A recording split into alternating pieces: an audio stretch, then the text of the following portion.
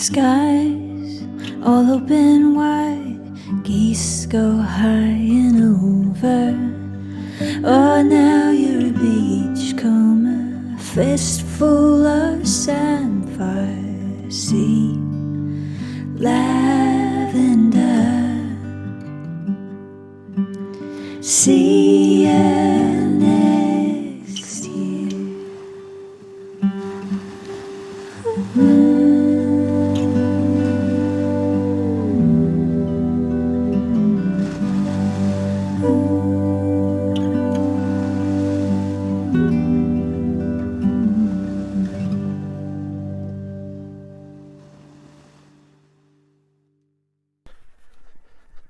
So hello and welcome to the Deepdale podcast, October 2020. Yes, it's still strange times, and I'm walking through a slightly damp and muddy Barrow Common as I approach a large gang of geese that are standing on one of the fields next door to our farm. And you can probably hear them in the background honking away. It's wonderful to see the geese back. It's absolutely fantastic, and it's quite nice to see some rain, actually, to be honest, after what has been a very, very dry period of time at Deepdale. We weren't quite needing as much rain as we got. I think in the last few days we've had 150 mils of rain, so it's been kind of wet, but it's, you know, the fields are looking green, the trees are beginning to turn, the motorhomes are still with us.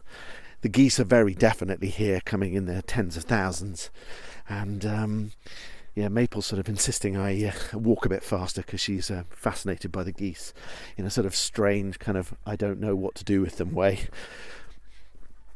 But I hope you're well wherever you are, and that you're looking forward to whatever this rest of this year brings us, and the run up to Christmas. We've got a lot coming up in the podcast. We've got a wonderful interview between Nathan and Michelle of Letheringsett Mill.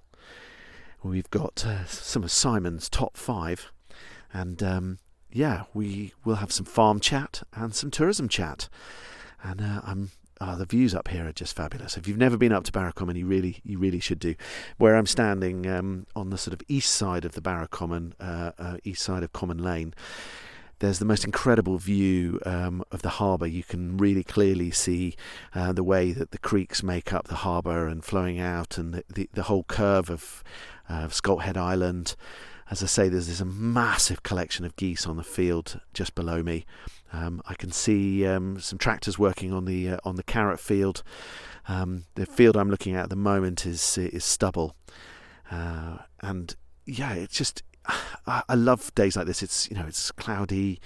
It's there's hints of blue sky, but you can very definitely see the partition between the sky and the sea, and these huge skies. It's just wonderful to look at. Absolutely wonderful. I might try and disturb the geese just so you get a full impact of just how noisy they are when they take off. Yeah, if you've never been to see the geese, then you really should come and see them. They flock inland in the first thing in the morning to find feeding places, and you can hear them in the background, and then they flock back to the marshes to roost at night, and the sky almost turns black when they're all here. Hundreds and thousands of them flying backs and forwards. The noise is just truly incredible, and we love watching the faces of people who've not seen them before. So they step out of one of the shops or the cafe, happen to be walking down the coast, and suddenly these geese lift off, and it's hilarious watching people's faces who just can't quite believe what they're seeing. It is one of the natural wonders that we enjoy up here on the North Norfolk Coast, and is well worth seeing. So they're here most of the winter. And so this is the perfect time to come and see them. There's not hundreds of thousands right now. You can hear them in the background, and there is a lot of them, but there will be an awful lot more in the next month or so, and they are absolutely wonderful to listen to. Come and see them.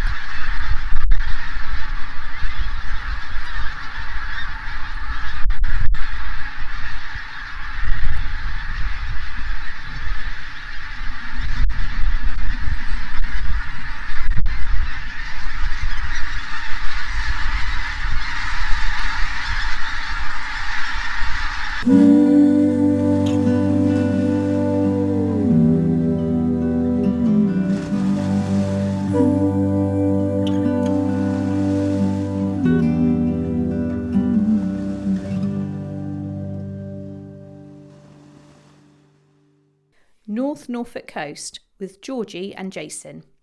Hello, Georgie. Hi, Jason. Are you right? Yes, are you? Yes, I think so. Good. Yes. September's over. Where did it go? Oh my god. So earlier I was doing something boring and accounting related, and the date was I'm supposed to do it every 3 months, and I was like, oh, it's not time to do this yet. I've done it in June. Oh. It's October. It's quite scary, isn't it? My birthday How month. quick. Your birthday month? Oh, go on, do a little sneaky which day of the month? No, I'm not telling anyone. Are you not telling anyone? No. Oh, that's dull. Mine's the 28th of November. Write it down, everyone. Please send presents here. That was a cry for chocolate, wasn't it? If ever I heard one. If ever you've heard a cry for chocolate, that was it. 28th of November, I like white chocolate. So normally that falls over the kind of near the Christmas market. Yeah, I'm I actually... haven't appreciated that for some reason.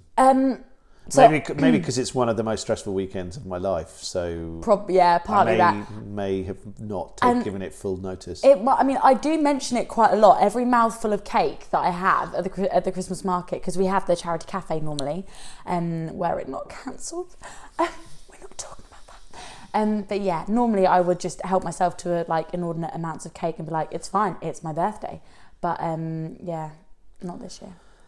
I have to say, one of the things that was really nice over lockdown was the fact that Eleanor, who runs the So Sweet stand, don't even start on the So Sweet stand. The amazing chocolate, which you all got in your Christmas hampers. I went there since, I'm obsessed and I with her stupidly chocolate. didn't order anything extra, so I didn't get a bar.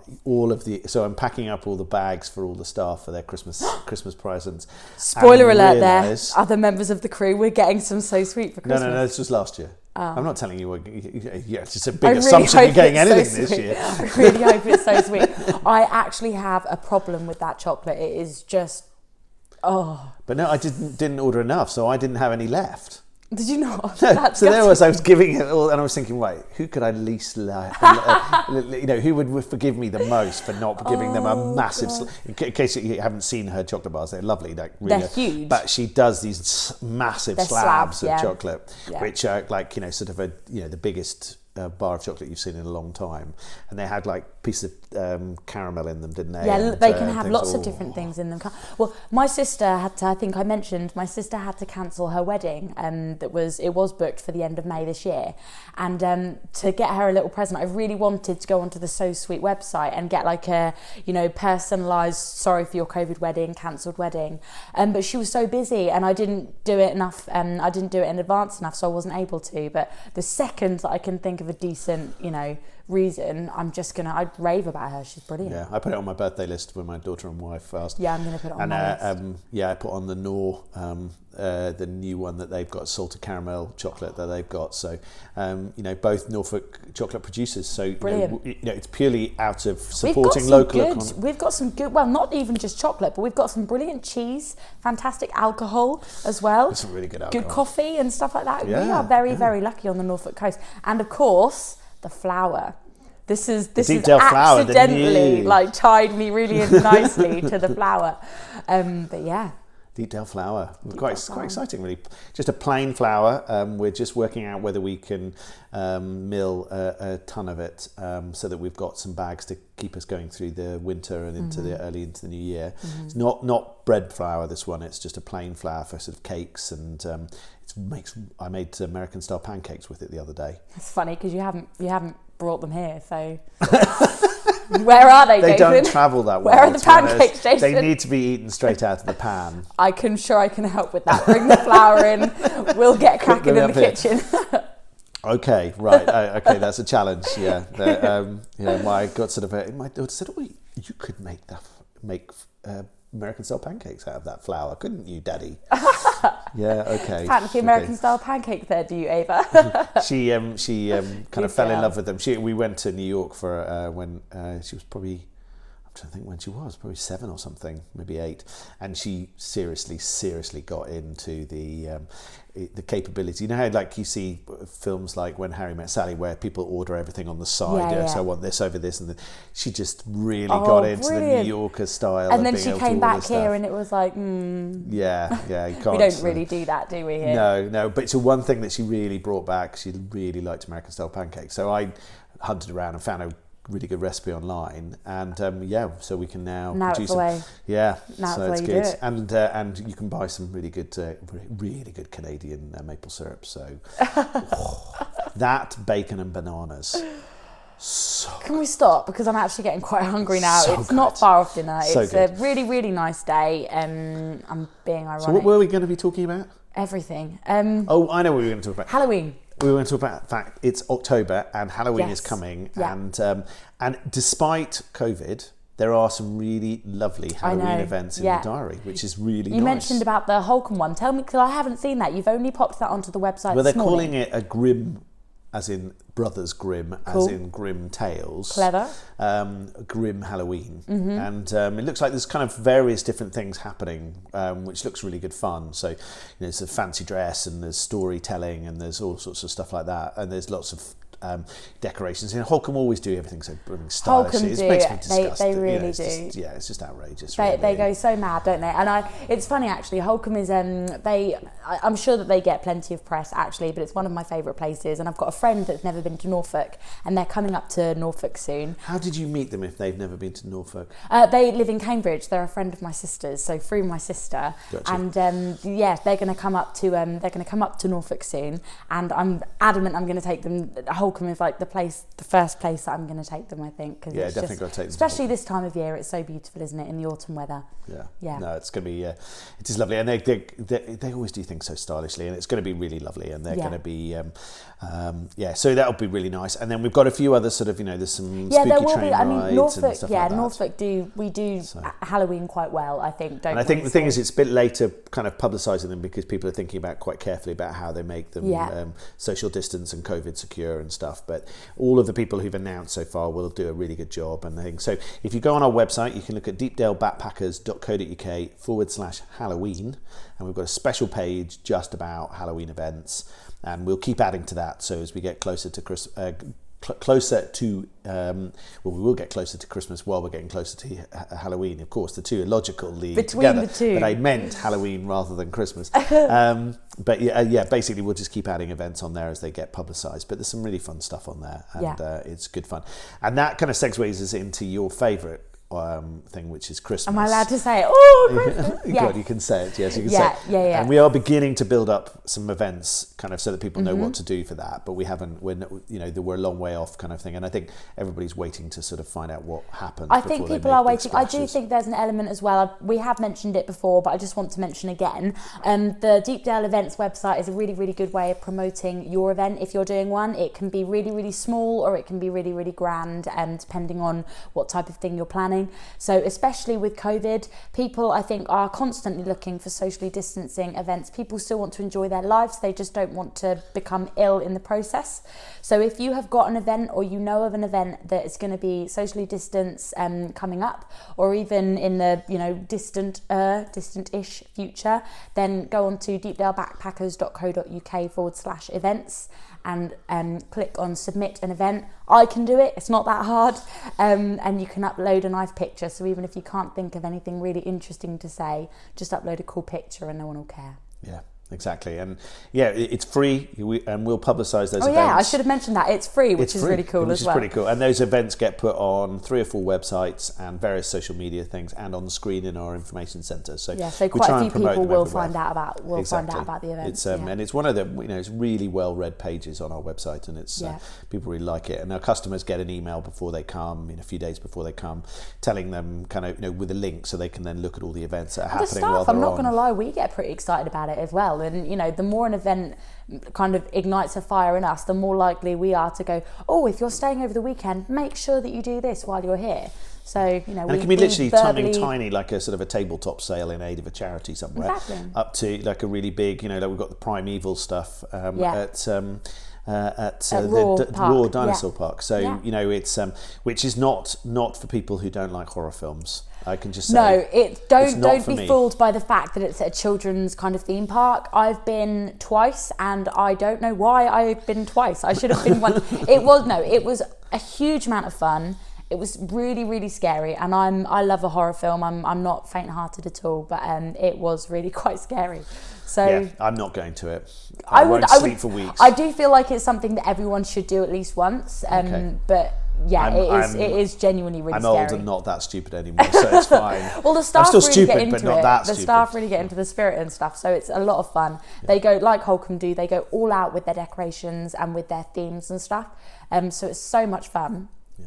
But yeah, not for the faint-hearted. No, and it's all ticketed and socially distanced and stuff. So yeah, so book that. I think so with all definitely of book these events, anything that you see, look into it. Maybe give the organisers a call and just find out if you need to buy a ticket, because you don't want to be disappointed. No, you don't want disappointed children either. No. The worst thing about it. Don't take children to the primeval ballad. Do not do that.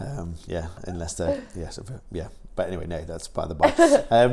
And so with the pop-up shops at Dalegate are kind of continuing. We've had so many lovely artisans this year. It's just been fantastic, and people who we don't see that often booking pop-ups, because lots of other events are cancelled, and it's really nice to see them. And we filled up some extra dates, so they're now running till the end of October. Thursday to Tuesday, and then in November, from mid-November through till almost Christmas, they're running for Friday, Saturday, Sunday.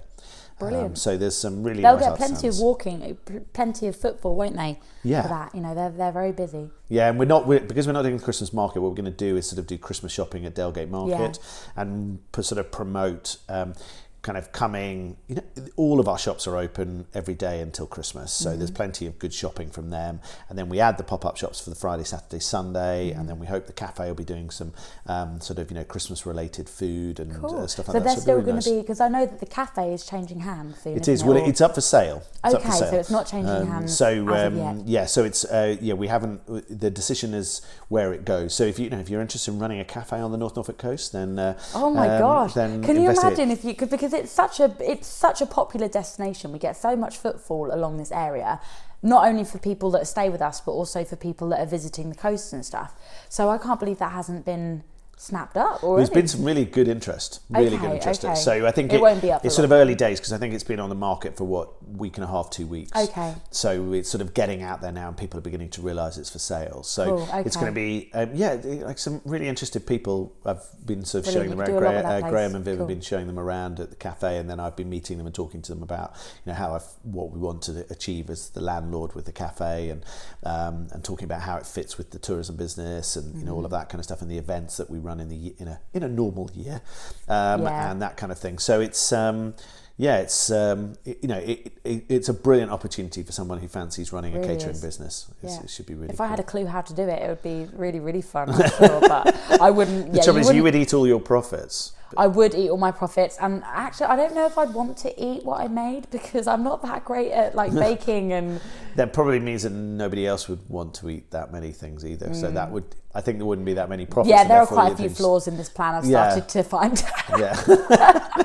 No, I want to denigrate your cake cooking capabilities, but I know your cake eating capabilities are very good. Yeah, they are on point. But, I've practiced them far more. Yeah, the latter bit good. The former bit creating is not so good. But that's good for local businesses. So there we go. Yeah. So, so that's I think there's what else to say really. There's we keep listing events on our website. Keep looking on there. We're still open for motorhomes. The plan is to be open for motorhomes with their own facilities through till Easter, and then.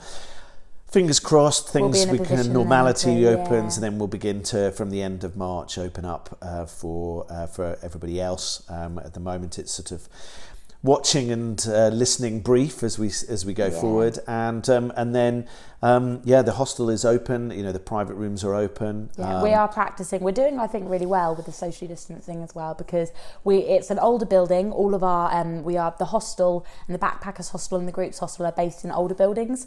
So they're not necessarily designed to be socially distanced, but the policies that we've got in place, you are able to socially distance here. You are able to practice good hygiene and still see some really, really beautiful places. And I don't know why I'm saying this, because I don't want the Norfolk coast to get heavingly busy. I like it at this time of year. It feels like mine.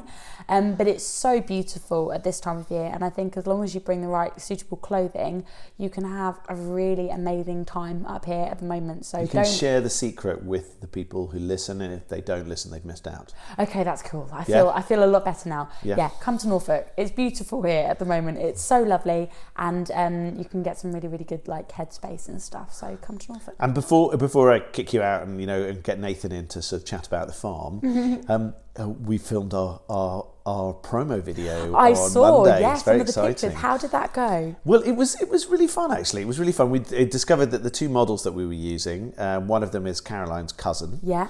Our Caroline. Our Caroline's cousin. That's and she hadn't quite realised until that morning. No and she was, way. And I didn't know that at all. So that was How really random. cool. And they hadn't seen each other for a while, so that was really lovely. And so we and our lovely friends at Holkham let us film down on the Holkham beach and in the Holkham pine woods. So that was fantastic. And then we filmed down on the seawall and around our fields, which overlook the marshes. So you got some of the best places then, really. Yeah, so they brought drone, so you could get really good views of the harbour and that sort of stuff. I have to mention this because it was such a nice thing this morning when I was driving in. So my commute is probably better than a lot of others. I'm really lucky. I was driving out of Burnham Market towards Burnham Deepdale. There is a crest of a hill, and on this crest of a hill you can see the coastline and some of the surrounding fields so clearly. And this morning the tide was quite far in when I was arriving at about 9:15, 8:30, and the sky looked quite moody because it's in October and it was quite early in the morning. Oh my gosh, Jason, it looked so beautiful. It looked like something out of Tess of the D'Urbervilles. It was so beautiful.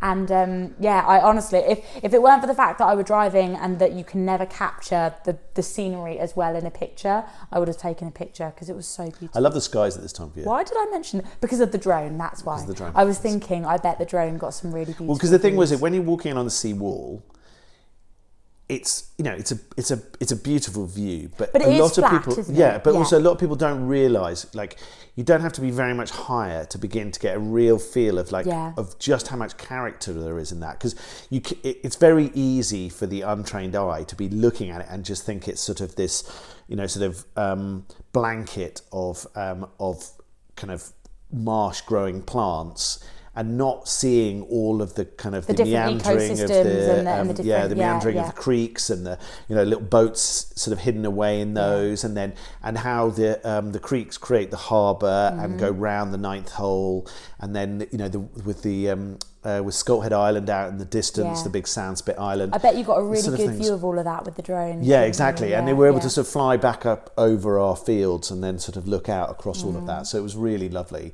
Oh, and then we finished I look forward off. to seeing that. I'm really looking forward to seeing it, actually. And it was all about kind of, sort of why this is such a beautiful place, if you said to me. And then we finished off with them eating marshmallows over a fire pit. I saw the pictures of that, and I saw the pictures of that being recorded by the guys from Archant.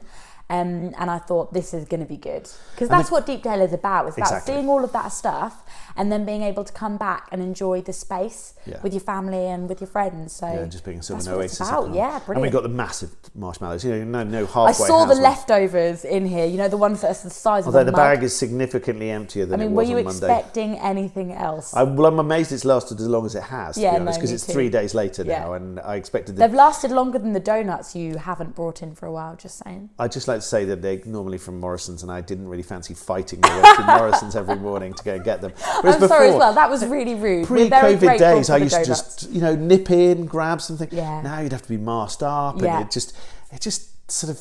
Yeah, it's sort of lost its appeal in quite the same way. It's a semi-unnecessary risk now as well. Exactly. It's like if you're only going in there for donuts for staff, then... You kind of think, I love the team. And we love donuts. And you love donuts. But we want you to stay well, so minimise any unnecessary... I'm glad. I'm glad that my health comes above donuts, but only just. Yeah, I hate to say that. Don't get cocky with it. It really is marginal. Okay, good, excellent. Well, that's probably the right moment to say thanks very much, Georgie. See you later. See you next time, Jason. Cheers, Georgie, and keep well, and we'll see you in. I'll see you a lot more before then, but November we'll record our next one. Yeah, and by then we might have the video. You never know. How exciting! That'll be very cool. So the editing. See you then. See you soon. Cheers, madame.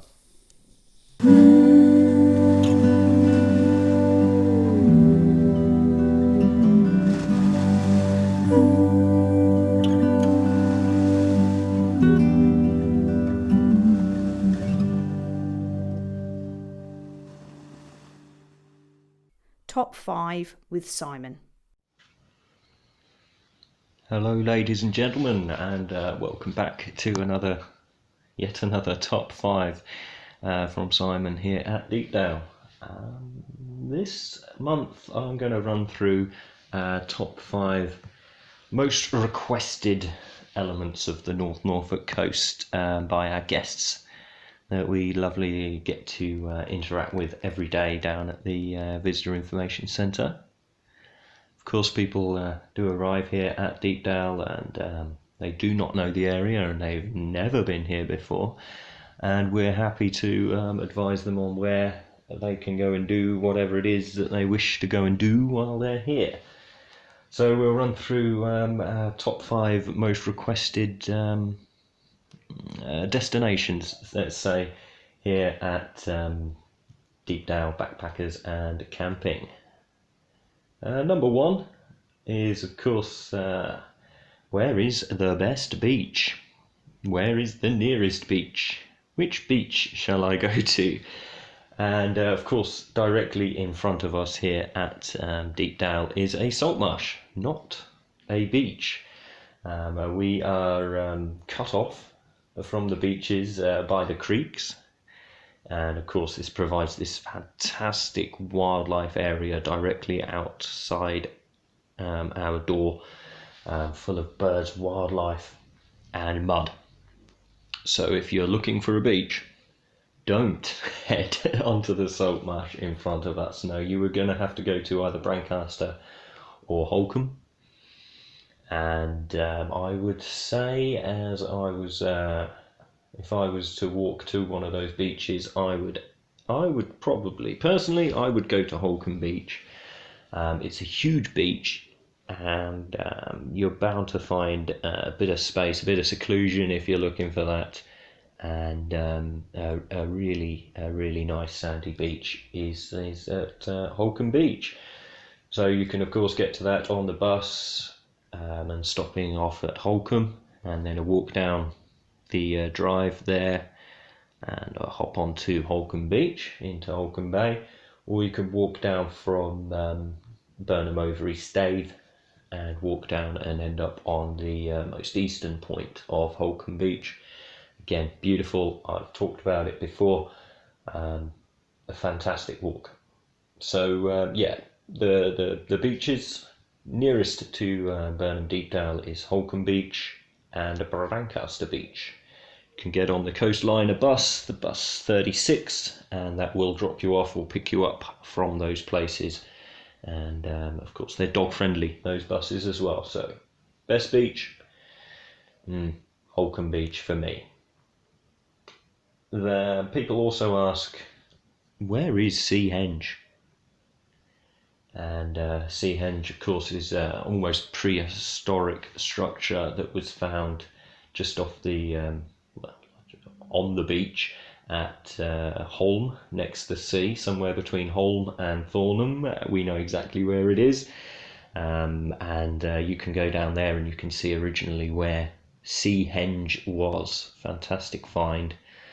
And if you want to see the actual Henge, you would have to bus into King's Lynn and or drive. Of course, you can drive, don't have to catch a bus, but get yourself to King's Lynn Museum, and they do have Henge preserved there, and it is a fascinating exhibit they have there, and the timeline just blows my mind. You know, while the Egyptians were building the pyramids, we had Henge. It's mind-boggling, but do go and have a look. And yeah, that's at Holme, just down the road. You can walk there, you can bus there, but a great little beach there as well, often overlooked. So you know, keep it secret, keep it safe, and yeah, do go and have a look at Henge. One of the other requests is, of course, where can I go and ride my bike? I want to. I've got the kids with me. I've got these new bikes, and we want to go and ride our bikes. Where can we go? And I always recommend get yourself onto Holkham Hall's grounds. in and around that area there. They have a bike hire, we have a bike hire. Get yourselves there, and it's safe. You're off-road, you're in a private, massive amount of grounds there, and you can cycle and picnic to your heart's content. And it's not very far away at all. You can ride from us, get yourself off the A149 as soon as you possibly can, and head down to Holkham Hall. Moving on, another request we have is where can we go do a little bit of shopping. I want to find something bespoke, want to find something interesting. I want some restaurants, I want some classy pubs, and Burnham Market suits those needs. Do pop into Burnham Market, have a look around the shops, and pop into the various restaurants and pubs there. It's a really nice, relaxed place, very, very welcoming. Considering what it has, it's incredibly welcoming place. So for any shopping and restaurant needs, I mean, they're dotted all along the North Norfolk coast. You will find countless pubs, restaurants, and little shops. Of course, we have our shops here at Deepdale, but Burnham Market is, of course, it's a market town, it's a hub of that, and it does showcase what Norfolk has to offer quite well. So pop into Burnham Market. Now, the last request we have, and it's a huge request, and it's unfortunately often not fulfilled. It's something we can't really recommend accessing, and that is Scolt Head.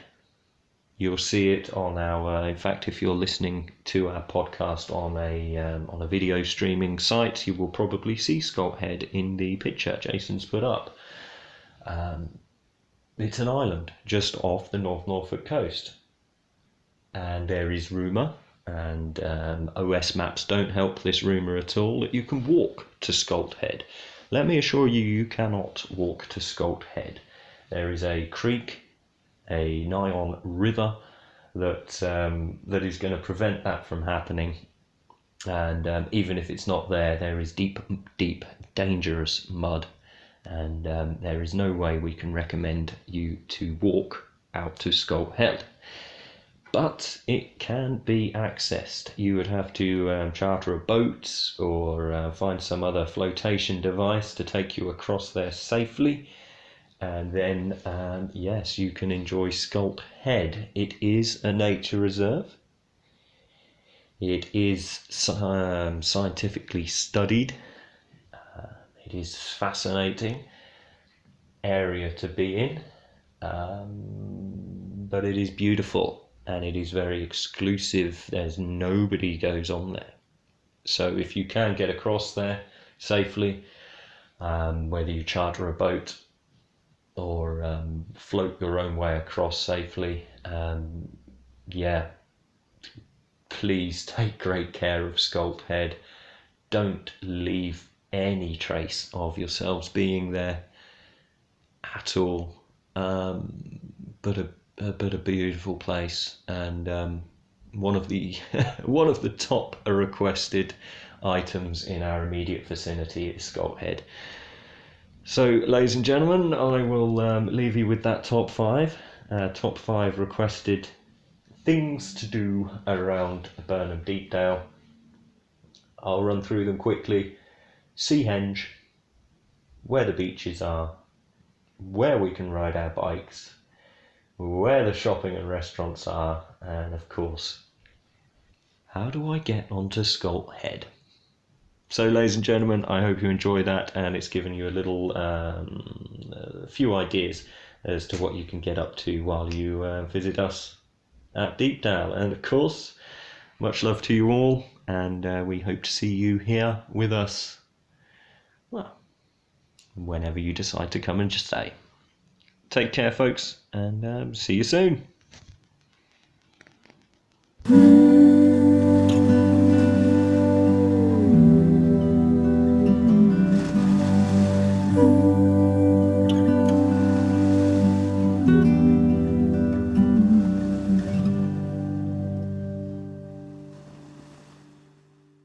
local artisans and producers. Introduce yourself, sir. Yeah, I'm Vic Gerard. I'm one of the millers at Letheringsett Watermill, and we're keeping fairly busy. What have you been up to today, Vic? I'm milling spelt today. Started about 9 o'clock, and we'll probably run through till about 2. Lovely. And spelt's not the only thing that you're milling here, is it? You've got all sorts on the go. No, we do normal wheat, rye, and soft wheat for normal baking. That's about it, really, I think. So, talking with Michelle just recently, she said it's been fairly busy for you at the mill this year. Yeah, we're extremely busy over the lockdown. We were doing, well, Michelle anyway was probably doing a 7-day week. I was doing about a 5.5, and well, we were very busy. Now, Michelle's getting up at what time in the morning? Yeah, she was up about, well, she was here at 4 o'clock in the morning some days and worked right way through to 4 o'clock, in the afternoon. Yeah, long days. Yeah. So we've got the water wheel next to us. I mean, just talk me through very quickly, how this works. And you, a little while ago, you were letting a bit more water through. So, just sort of run me through how the mill works. Yeah, well, we have to prepare the wheat, prepare the hopper upstairs, make sure we got wheat in it. Let some through to the eye of the stone, and then I come back down here and open the sluice, and with the God willing, that starts up, and then I have to set the stones to get the right grade of flour. And if the sluice ever doesn't start up, do you have to get in and jump on it, or? No, just letting the water through is enough, usually. And are you ever running low on water? Yeah, usually the summer months. Even now we could do with a drop more. But through the COVID, the lockdown, we were very lucky in the fact that everybody had too much water really, and kept us going the 7 days a week, like I said. Excellent. Well, thank you very much indeed for your time, Vic. You're very welcome. Anytime. I'm Michelle Thurlow. I'm the owner of Letheringsett Watermill. So, Michelle, how long have you been milling here? Well, I've been working at the mill since I was about 14 officially. But I've grown up at the mill, so I was adopted when I was 6, and I've been here ever since. Yeah. I took the mill on after my dad passed away, so about 7 years ago. So I've been officially milling since then, because that used to be his baby for milling flour. And you're milling wheat flour here, and what else are you doing? All the flours that we mill here is wheat or rye grain. So they're all traditionally milled on stones, and we do our own white flours now as well, so we separate a little bit of the bran out to make a nice creamy flour. And am I right in thinking that Letheringsett is the only working watermill, certainly in Norfolk? Is that right? Yes, we're the only working watermill in Norfolk. There's only 24 left in the UK. Wow. Okay. And where does your flour go? I mean, who's buying the flour? Everyone. We have trade customers, so they go to farm shops, delis, bakers, all in the Norfolk area.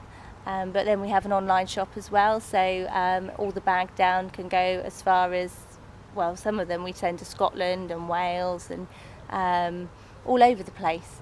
Fantastic. And so when we brought a couple of bags of wheat over to you a little while ago from our last wheat harvest on the farm. Can you tell me what you managed to do with that, and what do you think of the end result? What's the flour like? What do you reckon? The flour's turned out really lovely. Yeah. The wheat could do with a little bit more of a clean, but it milled lovely. It's a soft wheat, so it tends to be a bit more, I suppose, claggier, sort of a stickier wheat when you're milling it. But we milled it as brown, and then we've popped it through our separator, so you've got a nice traditional plain white which will be really good for biscuits, some cakes, pastries and things like that. Fantastic. And so in future, we're hopefully, we're going to try and find a variety of wheat that we can grow, because we'd love to make our thing for Jason and I on the farm is we'd love to make some sourdough bread with some Deepdale wheat. Yeah. And we think we've got a different variety. So hopefully we can bring you some different wheat next year and see if we can get some proper bread flour out of it. That would be lovely. I say what you want is a hard wheat for your bread making, and we will mill it in the traditional way, so it's nice and gentle. And then say any of the flours that we do here, there's no additives in them, so they're perfect for sourdoughs.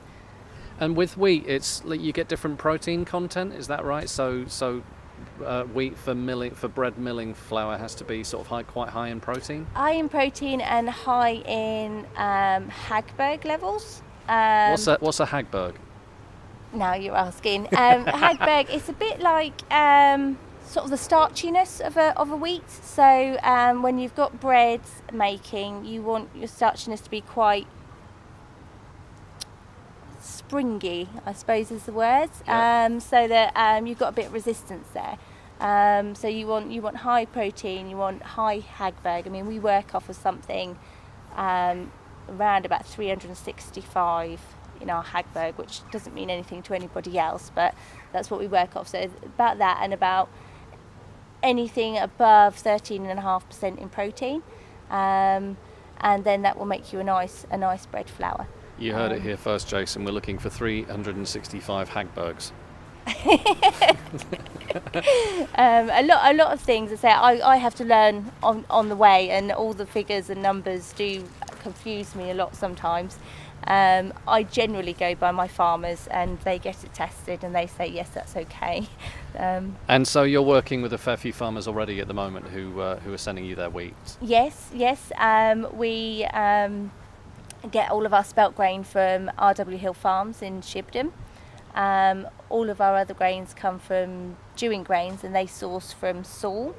And then, say we're working with you. We're working with a local farmer at Blakeney to do a specific flour for one of our bakers. And we mill the wheat for Sandringham. So we mill all of their Sandringham estate wheat for their visitor centre. Well, that seemed like a stupid question, but why do you think farmers would like to bring their wheat here? Why get it milled traditionally? I think a lot of people with the carbon footprint and things like that, if you've got a local farm, they don't grow in masses, like a really big quantity. Yeah. So to have a local mill that can mill in smaller quantities is obviously beneficial for everybody with costs, and I say it's quite a nice local story. Yeah. So where you are at the moment, you're producing the flours. You're also doing, is it mueslis and various other bits and pieces? Yes, we used to hand mix the muesli. I've now actually renovated a mixing machine, so we mix it using the water wheel. But it's a very specific recipe to Letheringsett, so it's quite a good seller. We also mix for a company called Norwich Porridge, and so we do them 2 blends of porridge, which he sells I think he sells online with that one. Yeah. We hope in the near future that we will do Norfolk oats, but that's a bit of a story there, where we need an oat dehuller to take the outer husks of the oats off, so that we can then run it through our oat rolling machine. So if you're listening to this and you've got an oat dehuller, then you need to be getting in touch with Michelle at Letheringsett Watermill, please. Yes, please. If this is any other plans for the future? I mean, with the mill here, you can't sort of, presumably you can't expand, or you can't mill any more than a certain amount in a day. But what else would you like to do? Well, we're just about to start, so that we are using both sets of stones together. Right. That's something they can run together, but it's a bit tentative to whether or not they might rip some of our teeth off of one of our cogs. So we'll start doing that so we can double our output during the day. But we are actually looking to open a village store here, which will be the first week in October. So we'll then start selling, alongside the flour, we'll be doing bread, eggs, meat, milk, all sorts of store cupboard things, so that the locals can then come down here and be able to come daily and shop. Fantastic. At some point, I would love to have a bakery and tea room here, and we have got the survey done, but we haven't taken it through to planning yet, because that would be a separate build, which I think would finish the mill in its experience. As far as the mill itself goes, there's not much more we can do to it. All the machinery that's in there is now up and running, and we've put new machinery in. We would quite like a bigger flour dresser, so that we could make more white flour. But no, we just carry on with what we're doing. We're starting to take on more contracts so that we're, I say, working with local farmers. And I think we just do what we do best, really. Well, it's a very, very beautiful place here. Down at Letheringsett, it's a gorgeous spot. If people want to come down at the moment, you're open on Fridays to sell flour. Is that correct? Yes, Fridays 10 till 2. Yeah. But so that's up until I think it's the 5th of October will be our opening day of our shop. So then we will be Monday to Friday 11 till 3, and then a Saturday 9 till 1. Right. The reduced hours is because we have to do our milling processes before the public come in. So we have to hoist flour up 3 floors, which unfortunately has to be done through the shop. Yeah. So the mill has to be closed to visitors then. So people will be able to come and look around the mill at some... Not around the mill itself. No? Okay. Unfortunately, because of the amount of flour that we're producing, we're very dusty, and there's so much going on all the different floors that it's not really safe for visitors to come round. And we want to be able to open the doors and be in a position where we can give the visitors the time that they need. Whereas at the moment, it's a lot of running up and down the stairs, and I say we've got hatches that are open and things like that. So unfortunately, it's not open to visitors. Well, I mean, even if you're coming here to buy flour, you still see that it's a very, very beautiful building, and just the sound of the watermill coming out it's very restful. It reminded me of being on a train. It sounded very like sort of sleeping on a train. It's very therapeutic. Yeah. They say sometimes babies will fall asleep to it. Not that my child ever did, but it is really lovely, and we are milling every day, so everybody that comes to the shop will experience that. And am I right in thinking that a lady was asking recently whether she could move into the top floor of the mill because she liked the sound so much? She thought it was quite restful. Yes. We have had that question asked. I wouldn't like to. It gets very cold in the winter time, so she might be a bit chilly up there. Well, look, thank you very much indeed for your time, Michelle. Really appreciate it, because I know how busy you are, and we can't wait to get baking with the flour that you've done for us, and do plenty more in the future. And thanks again. Excellent. Thank you.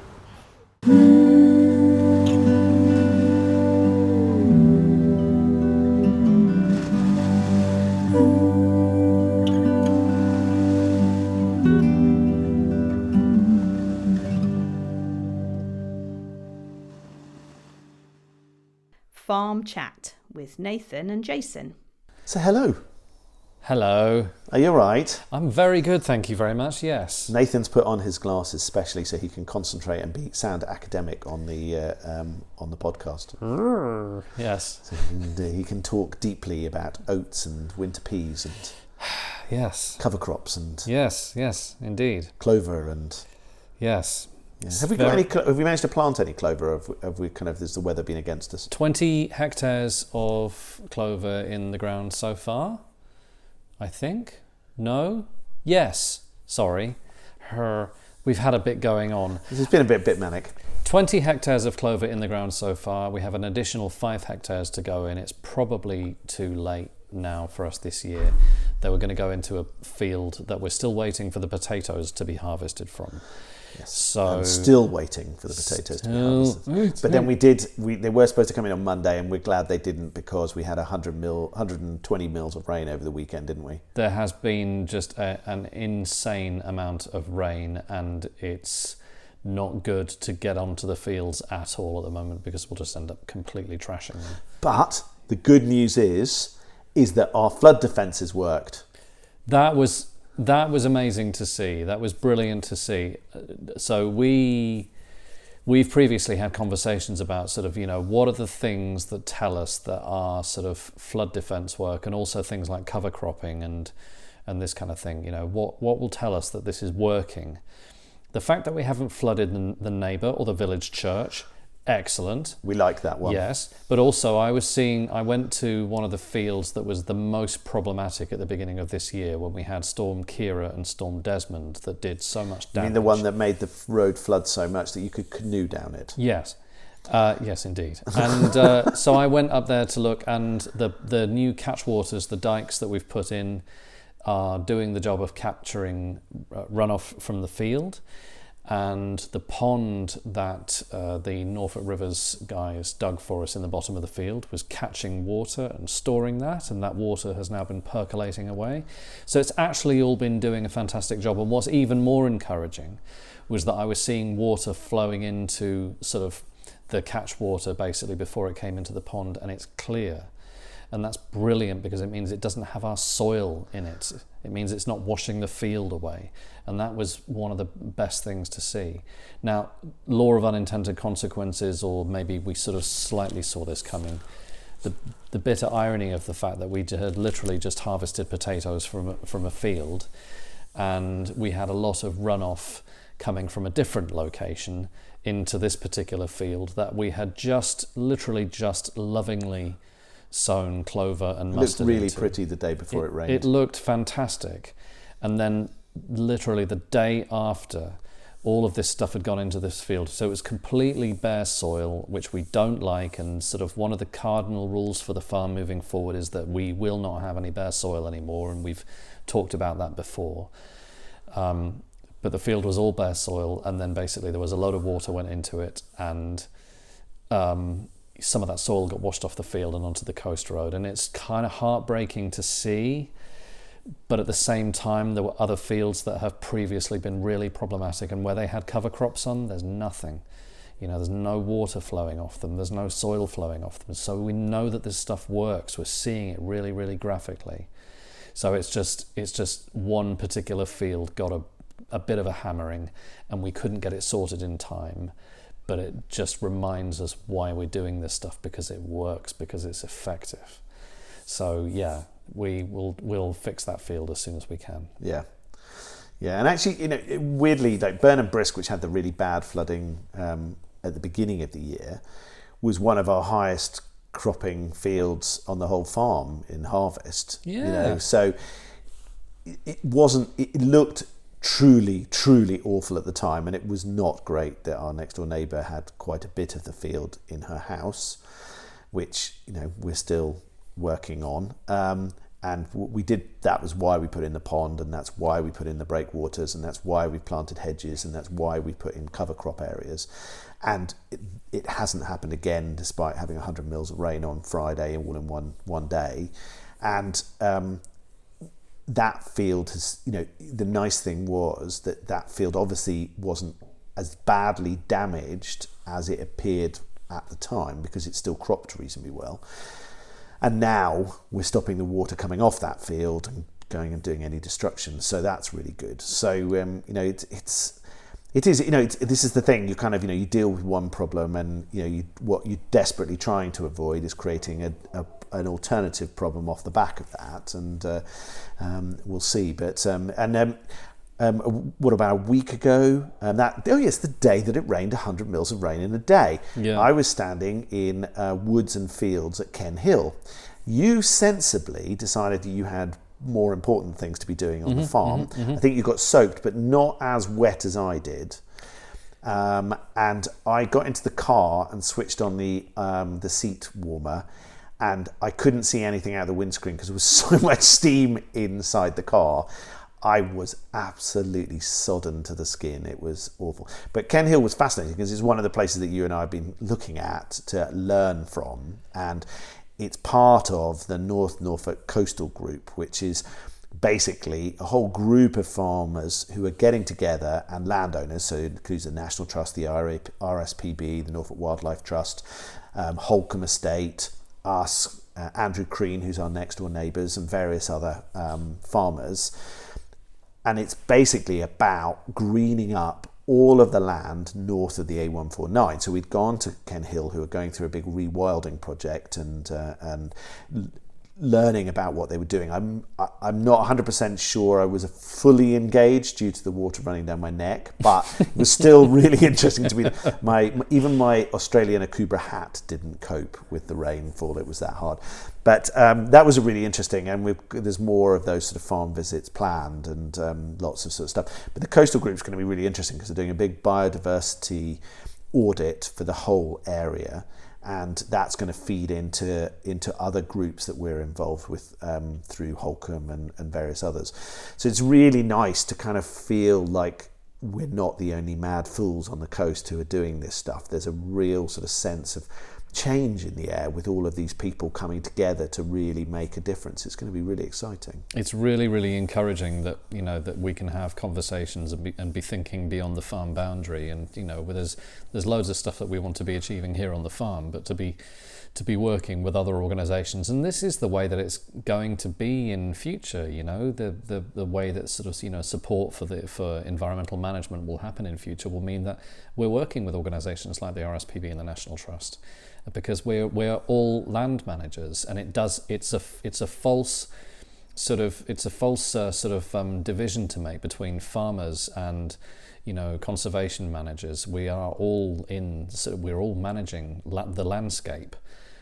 So it's brilliant, and I'm looking forward to seeing more of Ken Hill. Maybe when the weather's a little bit nice. You're just a fair weather farm visitor, aren't you? What can I say? Yeah. But their rewilding project's really interesting, with 1,000 acres being rewilded, which is and really beavers in the offing. Beavers, yeah, and they're getting a couple of pigs and some ponies and some cattle to kind of do the munching, and they've worked out pigs can plough about 50. I think it's 50 acres a year, 50 something like that. No, 50. Yeah, so it's 1,000 acres that they're rewilding, and the two pigs can plough 50 acres in a year. Yeah. And so the idea is, and of course they don't do just one area because they can roam all over, but effectively they'll turn over all the soil on the farm in 20 years, basically. Yeah. And the idea is that they will have a really big impact on brambles in one area because they love the roots of that, and then another area they might have a go at the ferns, and another area they might go at something else. But they sort of just kind of, it's a constant kind of, nature's got to kind of work hard. And the idea is that, that was the thing I found really interesting when I read Wilding, was the fact that if you leave land to revert, it becomes woodland long term. And the whole idea of having grazing succession. animals and animals that are part of that rewilding project is to make sure that you don't have everything revert back to woodland, because otherwise you just end up with woodland, whereas actually what we want to end up is that real mixture. So you've got pastures where they've got really good things, so it's really good flowers and flora and fauna other than just trees. So it's a really interesting process, and it's going to be fascinating to see how that grows. And it's really nice that there's now a logical linkage between all of these bits of land north of the A149 coming right around the coast. It's a huge area, a massive part of the AONB, but also other areas. Yeah. And that sense of communication and cooperation between the farmers and that learning experience is going to be great. Yeah, absolutely. No, it's brilliant to see. It's brilliant to be a part of. And what's also awesome is that in amongst all this, we get to continue to farm, and we get to continue to farm, but we're doing so in a way where we really are we're really scaling back the extent of the farm, but it's still core to what we're doing. Had some really interesting conversations with people recently, including a chap who came on the farm to drill some seed for us, a contractor who's got good experience of working on various different organic farms, and he said he'd never seen anything quite like what we were planning on doing before, but it made sense. And that was really encouraging to hear, and we've heard similar things from others as well about the approach that we're taking on the farm. So it's really it's making me feel really good about about where we're going with all this. Does make me feel slightly less like I just sort of stuck my finger in the air and thought, hey ho, let's see what happens. No, we can totally say that this all makes sense. All beautifully planned out. Yeah, absolutely. There was quite a lot of thought process that went into it. Yeah. But it was, I think probably as an advantage, but it didn't feel like an advantage at the time. It was from a slightly naive position. So it was like, I think I'd like to achieve this, so why don't we do it this way? Which actually meant I didn't get completely... We are now having to work out how we plant 5 hectare plots in the middle of a field. And so there's been quite a lot of you and me standing there trying to look at GPSs and kind of putting in a stake in the right place, and then the contractors coming in and sort of ploughing it, or not ploughing it, but comb harrowing it in the right place, or drilling it in the right place. But I think the really nice thing is that we're sort of slightly testing the system. So we've said we want to go to no-till if we can possibly manage it. How do we do that?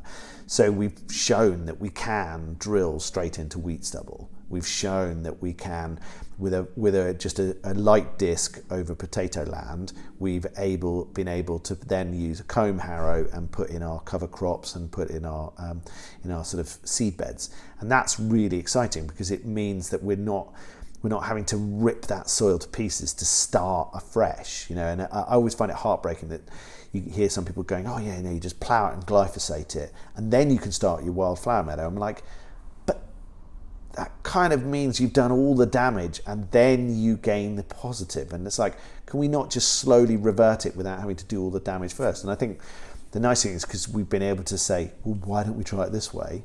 We've actually said, let's just do it and see what happens. And it appears to be working, which is really exciting. We'll see how we're doing in a year's time. I mean, it's going to be the proof of the pudding will be in the eating. We've tried so far. We've done direct drilling of clover into wheat stubble. We will be doing a very light cultivation of a cover crop to drill wheat this month, and there will be various circumstances where we're going to need to do a bit of cultivation. But it's really interesting. Everybody's got a different perspective on this issue of how much we do tillage.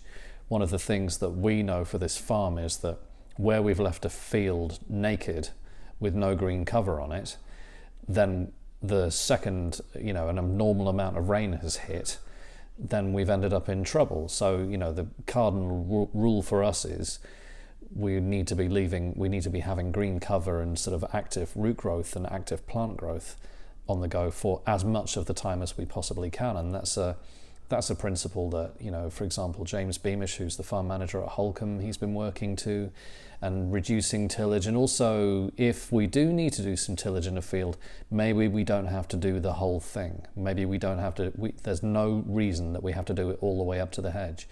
And there are savings there in contractor costs, there are savings in fuel costs, and the more we can sort of just leave things alone and basically just exercise a bit of judgment. It's similar to the hedge trimming thing. We've been having a chat about basically the way that we're going to manage hedges on the farm in the future. And the key thing will be, we'll be looking at a hedge and basically saying, okay, well, it's bearing fruit, it's got hawthorns and blackberries all over it. Why on earth would we cut that right now? We have no reason to cut it. We cut hedges if we've let it grow out for a while. We may give it a cut back to stop the growth getting too bushy in a particular area if there's a safety issue, but it's not a one-size-fits-all solution. Yeah. And that's really just the thing that we'll be doing in the future, is just sort of standing back and taking a look at things for a little bit longer and saying, okay, what do we think? Yeah. And we've started doing that already, and we're already seeing the benefits. Yeah, the wildlife's loving it. Yeah, absolutely loving it. Yeah. So yeah. Well, thank you, Nathan. It's going to be interesting, isn't it? It is. We can see, and hopefully there'll be some more bags of Deepdale Flour available shortly. We're just working out a way to safely get the grain without burying one of us underneath the pile, out of the tower and into a bag, and then off to Letheringsett Mill. Yes.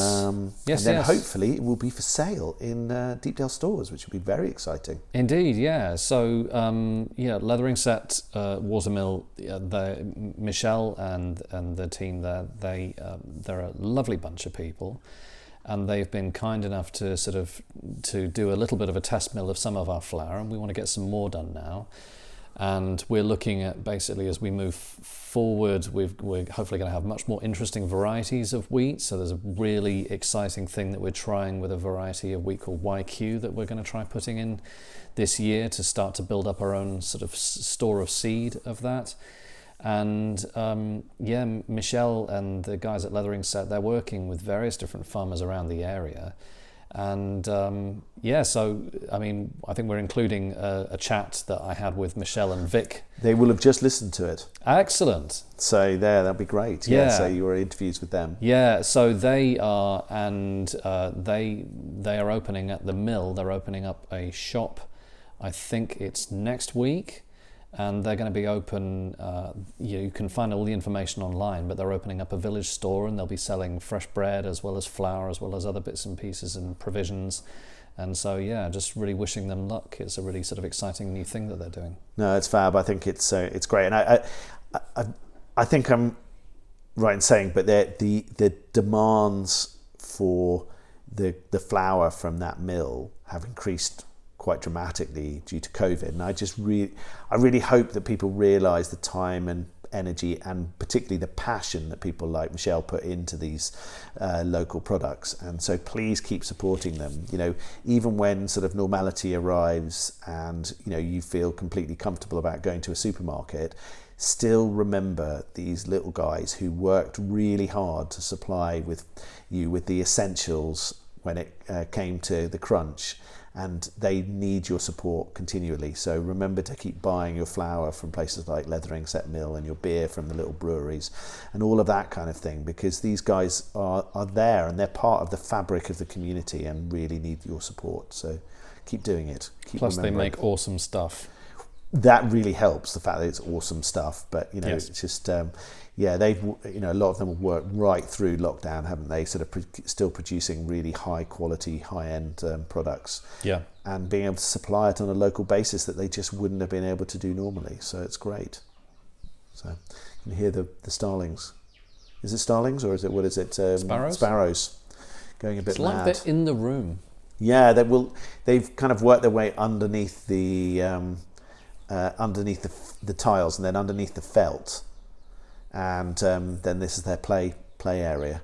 But So recently we've got starlings in the roof, we've got flyovers of thousands of pink-footed geese, and last night I was woken in the middle of the night by some deer who were basically at it outside the front of my house, making quite a lot of noise. I was like, why is that deer hyperventilating? Oh.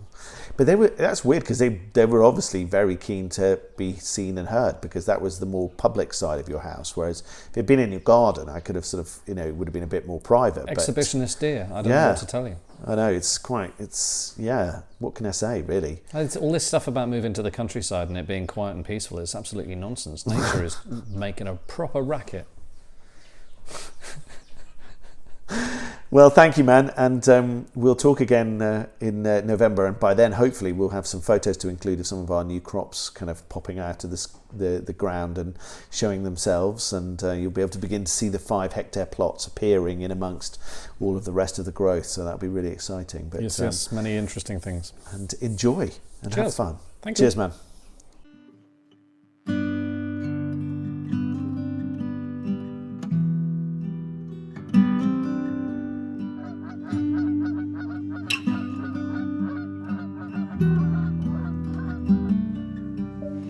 Skies all open wide, geese go high and over.